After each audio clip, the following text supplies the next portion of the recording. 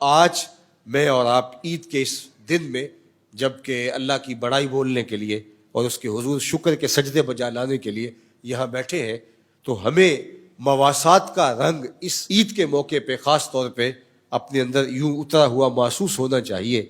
کہ صبح سے لے کر شام تک کھانے اور پینے کا سامان میسر ہونے کے باوجود اس کو استعمال نہ کرنا، تو شام کے وقت کس قدر طبیعت مزمحل اور نڈھال ہو جاتی ہے۔ ہم اس مفاسات کے ذریعے سے جو احساس اس کے نتیجے میں پیدا ہوا، تو ذرا غزہ کے اندر تڑپتے ہوئے جاں بلب لوگوں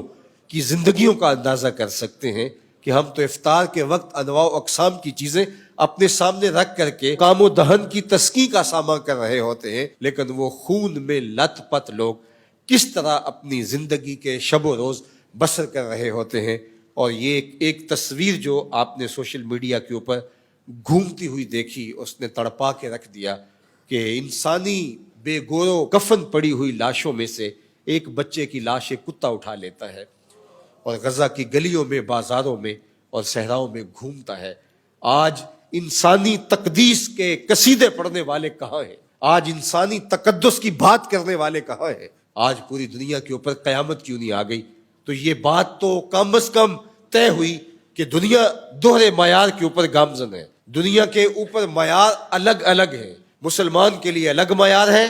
اور اپنے ہم مذہب لوگوں کے لیے الگ معیار ہے۔ ہمارے سامنے کشمیر کا مسئلہ بھی ہے جو ایک مدت کے ساتھ مسئلہ لا ینحل کے طور پہ موجود ہے۔ اس کو 75 سال سے زیادہ عرصہ بیت گیا ہے لیکن یہ حل نہیں ہو رہا،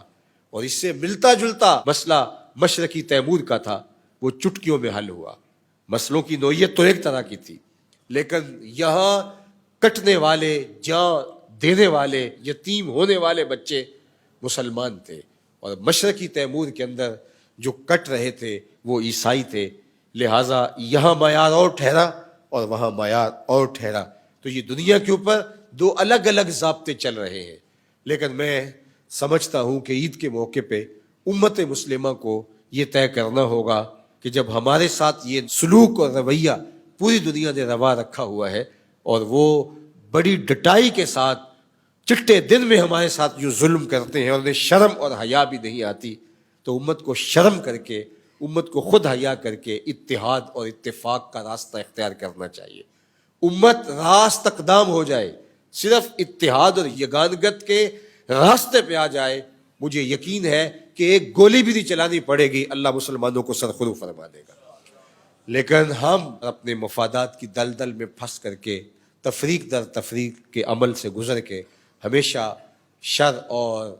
ظلم کے نظام کا حصہ بن گئے۔ اللہ تعالیٰ کی بارگاہ میں عید کے اس مبارک اجتماع کے موقع پر آپ سارے لوگوں کی آمین کے ساتھ دعا ہے کہ اللہ، ہم تیرے حضور ملتجی ہیں،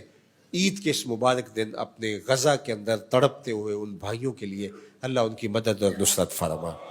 اور ان کی اعانت فرما، اپنا خاص کرم فضل ایک ایک لمحہ ان کی زندگی میں اتار دے۔